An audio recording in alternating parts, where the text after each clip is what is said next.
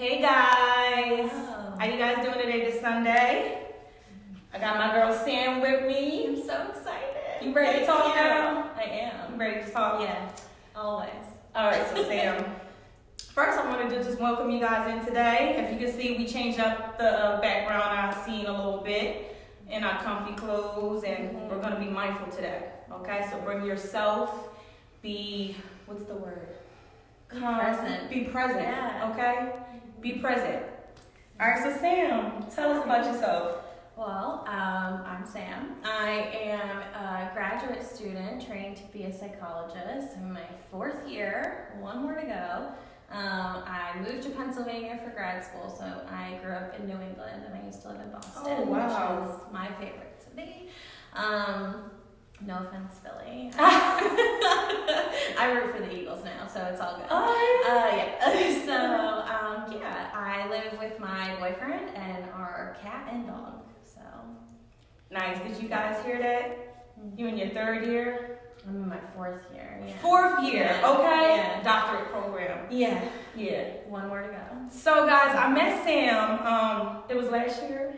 Last 2 year? years ago now, I think. 2 years ago. Yeah. Oh my God, so I met her 2 years ago when you first started off your program. Mm-hmm. And she was coming in to do a mindful session at the Cat Center. So this is where we do our Ready to Talk podcast shows at the Cat Center.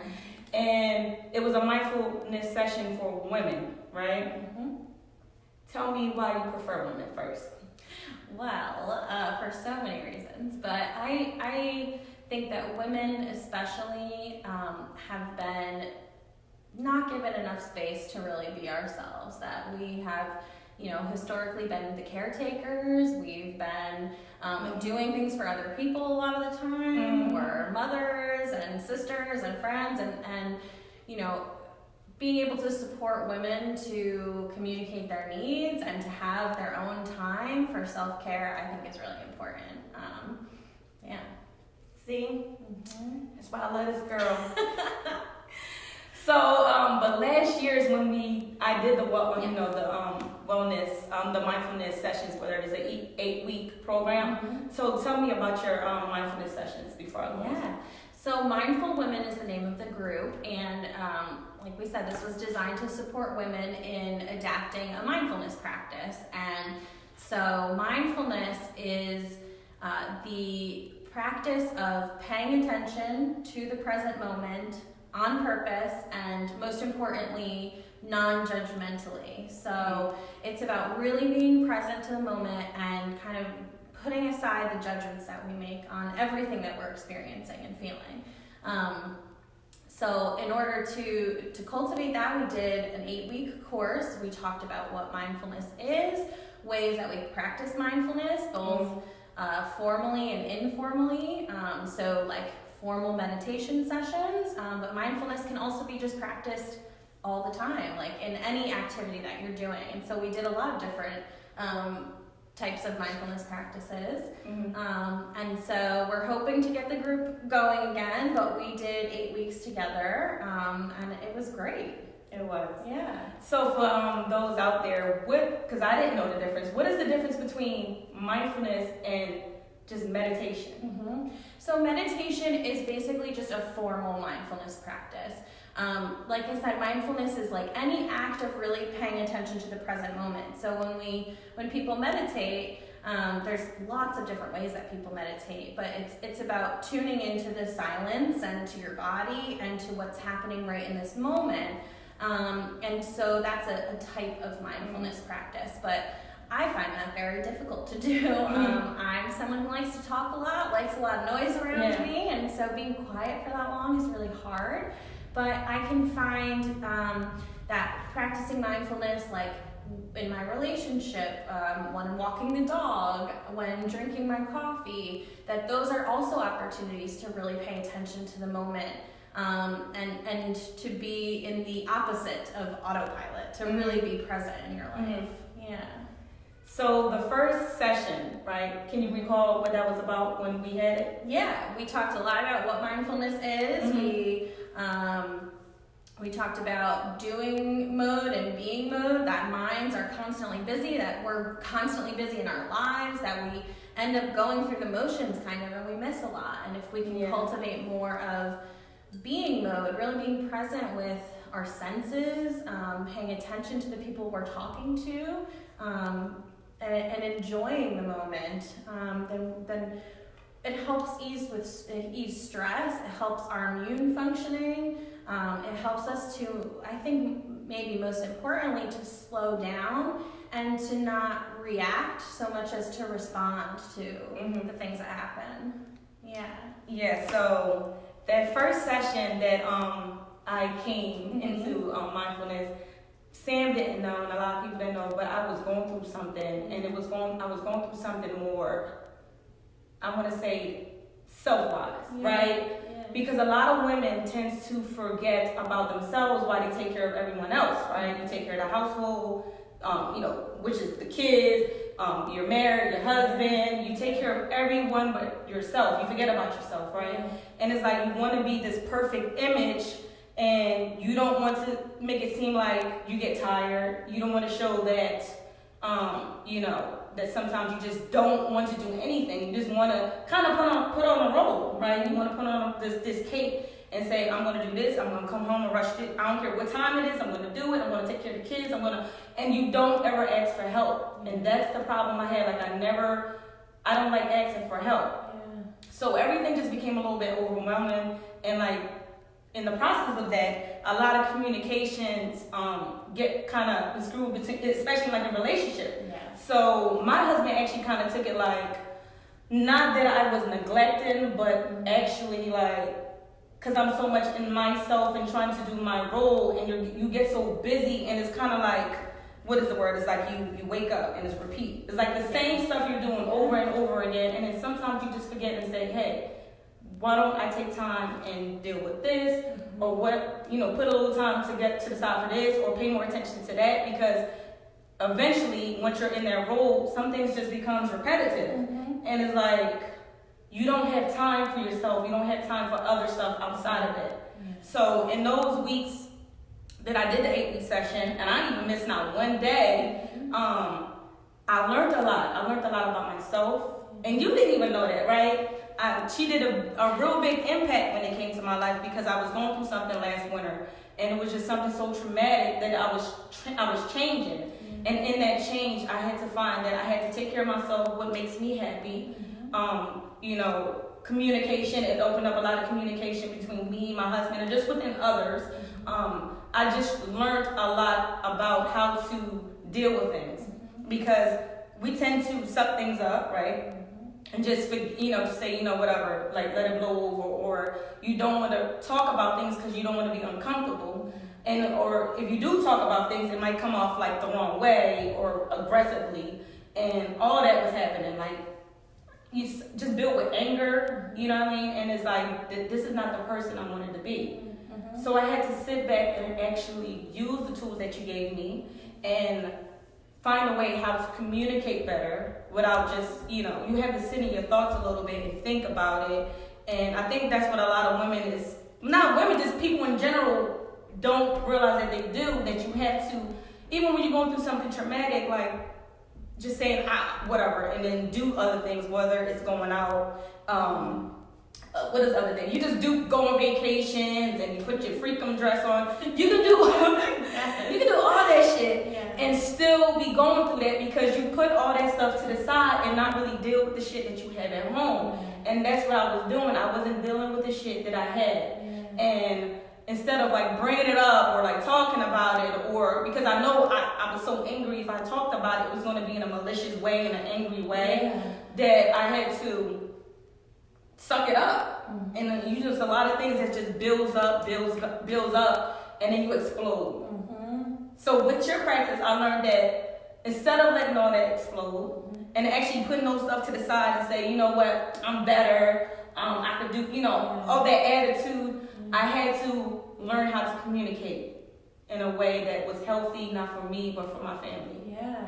And I mean, I'm so glad that this was helpful. And I think what you're saying is like, sometimes if we aren't aware of what's going on for us, it's hard to communicate it to other people, right? So if you're pushing everything to the side and you're really like not tuned into what you're feeling, or you're feeling a lot of anger, but you're not exploring like what is the pain underneath it, or what am I really upset about, it's then really hard to tell your partner like, this is what I'm upset about, if you're not really open to what your experience is, or you're constantly trying to push it away. Mindfulness is so much about like accepting what is in the moment. And acceptance does not mean that we like what's there, that we're like happy that we're experiencing some kind of trauma.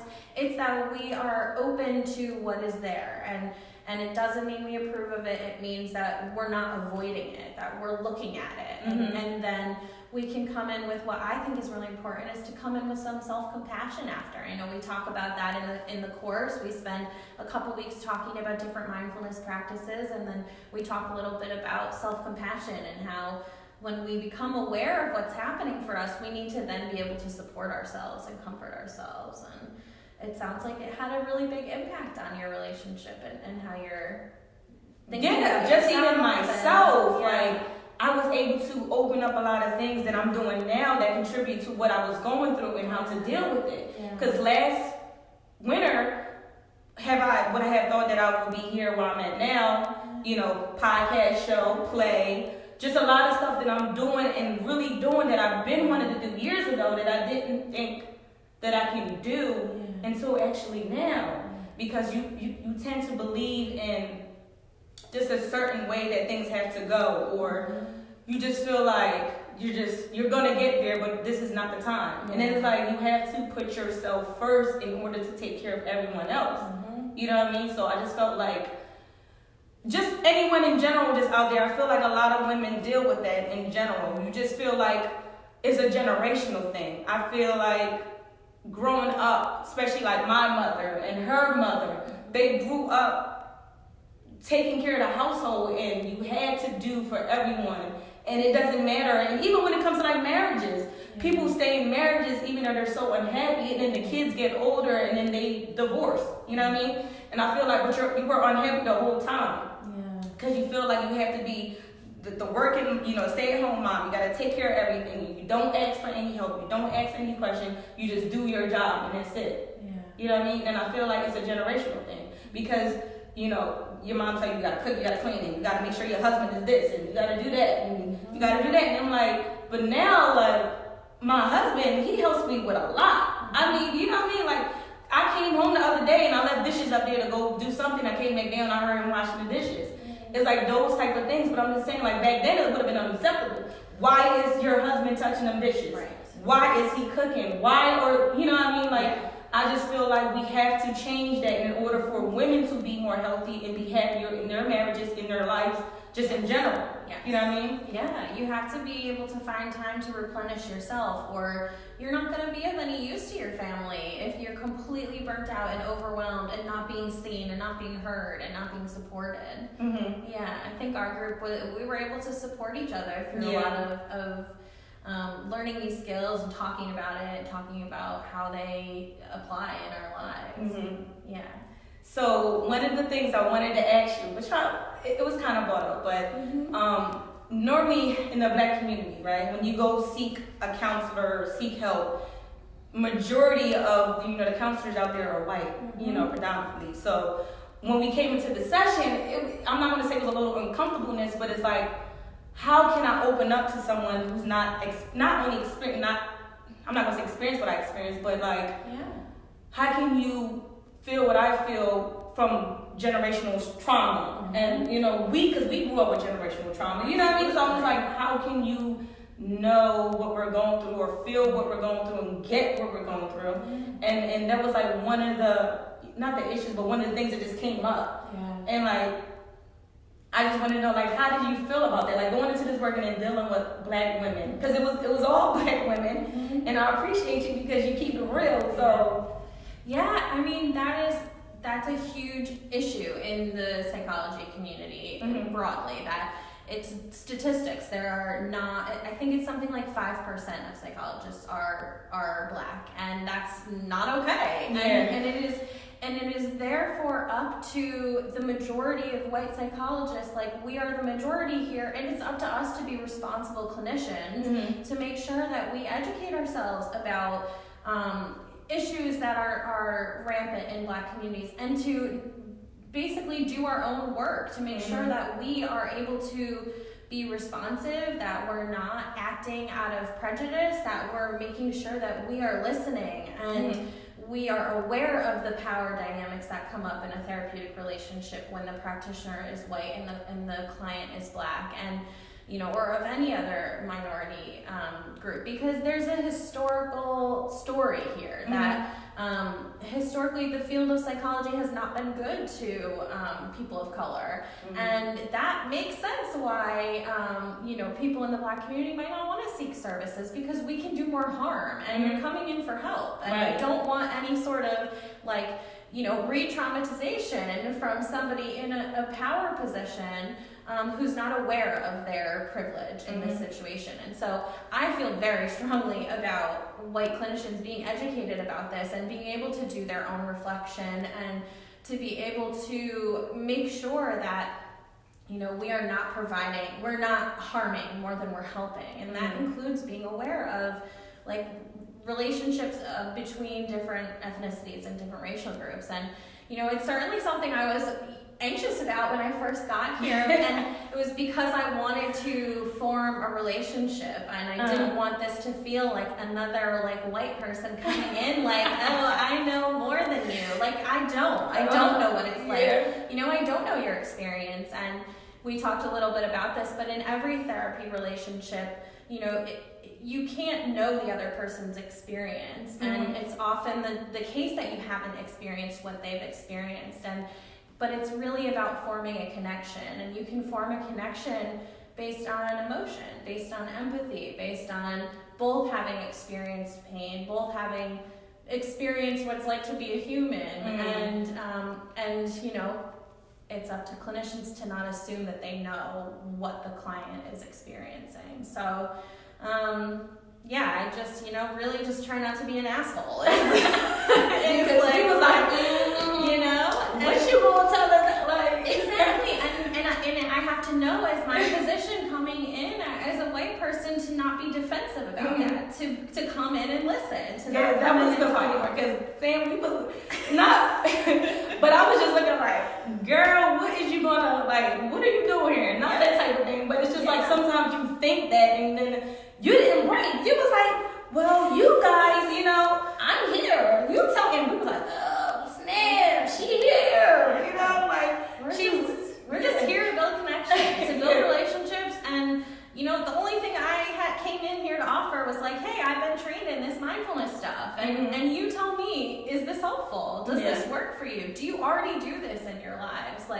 Is this something new? Is this something that that you can use? So I think we've worked together pretty well. We did. We had the bomb group. I'm telling you, because I really took a lot of stuff out of your sessions, and I really mean that. So, anyone, what are the classes, the times? So we're going to hopefully have classes on Thursday evenings or Saturday mornings. We want to figure out what works best for people. The first round we did Saturday mornings, but we want to have an evening option. So please comment and let us know if you're interested, what times you might be able to come. We'd love to get another group running soon, so that we can teach these skills and see if they're helpful to other people. Yeah, so you guys can actually contact the CAT Center. The email for us is thechestercat@gmail.com. Yes. Or Instagram at Chester Cat Center. Yeah. CAAT, I believe. Yeah. So love languages. Yeah. Right? Yeah. I know you wanted to. I was trying to think of, I don't do couples therapy, but something that often comes up for people who are in therapy talking about their relationships is that, we don't communicate well, or there's an issue in communication, and especially around what it means to be shown appreciation or to feel like you're being loved by your partner, or that you are showing love to your partner in a way that's effective. And so something we often talk about are the 5 love languages. And so they are acts of service, so doing something for your partner, doing the dishes when your partner's had a very busy day, something I fight with my partner over a lot. Another one is physical touch, so how you are, what's your intimacy like? Do you like to be hugged randomly? Do you like to be kissed spontaneously? Things like that. Gifts, so if you like to be surprised with flowers or gifts or whatever you like, also words of affirmation, so having your partner express to you that they love you, that they appreciate things that you've done for them, that they're really interested to hear what you have to say. And then the last one is quality time, so really setting aside time to spend with your partner, going on outings together, things like that, where you're really being present, where you would use your mindfulness skills to really be in tune to your partner and not being distracted by what's going on around you. Do you think that you know what your love language is? So, do you typically just have one? I don't think so. No. So which one am I best at? Is that what you're saying? What do you feel like of those 5 things makes you feel most loved by your partner? Time. The quality time? Mm-hmm. Yeah. Like, I feel like that really means a lot to me, to put the time together just for us to go out and, talk and, enjoy each other, because you can never get enough time with someone. You know what I mean? And I feel like, time can be taken away from you just like that. So I appreciate that more than anything. Yeah. I don't know, babe. What's your love language? Comment, let us know. Another way to think about it is like, what does your partner do that makes you like the most upset, or what do they fail to do that really like gets you? Oh, so that's how you think about. And so you think like, so for me, when my partner like doesn't go grocery shopping for us, or like doesn't do the dishes, or like isn't picking up the household slack, like that really gets me. And so I know that acts of service is my love language, because I feel most loved when like he does something for me that I have to do. Like he knows, like if he does it, it will like take some stress out of my life, and I can do the things I need to do. So I know, like I feel most loved when he's doing acts of service for me. So definitely it is time for me. Yeah. Because he's busy, he's always on the road and stuff like that. So I feel like I can get a little bit like, well, when you gonna put some time to the time, time. So I guess you said like, where do I get most angry with? It would be that. What do you think your husband's love language is? Say that again. What do you think is his? Can you go over them like real quick again? Yeah, so it's physical touch, quality time, acts of service, words of affirmation, and gifts. So what does he love with? I would say words of Okay. affirmation. Yeah. What he said. Because I feel like that makes you feel like, I'm doing good, or you making me feel good about myself. I'm doing my thing, Yeah. And I feel like I could do more of that as well. Yeah. And being mindful of what makes you feel most connected to your partner and what they appreciate from you helps you to be able to communicate in your relationship, and to know that, like, there are some times where my boyfriend does something for me and he's like, but I did that. Like, that was me showing you that I care. And I'm like, oh, right. Like, there's different ways of showing love. And I'm like, okay, I appreciate that you did that. And, like, I also feel love in this way, too. So, it's helped us to try and, like, be on the same page about how to feel connected. Thank you. Yeah. Okay, love language. Okay. So, another thing that I wanted to bring up as far as, just relationship in general, because even though you don't focus on relationship, but a lot of the mindfulness do you do mindfulness for just groups in general, or is it just women, both? So I'm part-time school, part-time internship, and where I'm at internship, I'm doing outpatient therapy, and mindfulness is incorporated into lots of different types of therapy now. So So yeah, I'm talking mindfulness with a lot of my clients, and it's not that they're coming as couples, but most people in therapy talk about their relationships. Like it's relationships with whoever, siblings, family, partners, and so a lot of what I help encourage people to do is to be more mindful of what other people, mindful of other people in the sense that it's really easy for us to assume we know what's going on in other people's minds. Like we interpret what other people do in a certain way, and if we can try and be a little bit more mindful and non-judgmental, we can respond differently to other people. And like we were saying before, if we practice mindfulness, it can slow our reaction time down so that we don't explode at our partners. So we talk about mindfulness in lots of different ways. Some clients I practice mindfulness with, like we'll kind of do something in session. Some people I kind of give it as homework. So yeah, it depends. Well, will you be willing to do a mindfulness session for a group of us? Absolutely. Oh, okay. Yeah. For some more. That sounds. Yeah. Oh yeah. Oh my God, I'm so excited about Yeah. that. Seriously. Yeah, I think if I could like share a skill now, it's like when you are feeling upset with your partner or you're arguing or something's going on and you start to notice like wherever you notice that upset feeling, like when I start to get angry, I like feel it in my chest or like my heart starts beating, I'm getting angry, getting tense.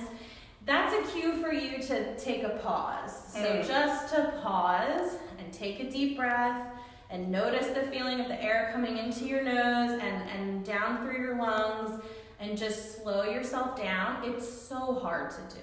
It's so hard in the heat of the moment. But the more that we can slow ourselves down, then we stop ourselves from making it worse. Like we don't yell unkind things at our partner. I talk to myself like, damn. And if we can do that, it helps us to communicate our needs better to the other person. It's not to say that your upset feelings are not valid, because they totally are. This is just about changing your reaction to be something that is more useful for you and more useful for your partner. So we often focus on the breath in mindfulness, and that's because it's always with us, God willing, we're always breathing, and that is always an anchor that we can return to. So pause, take a breath, and then you have more space to decide how you want to respond and move forward.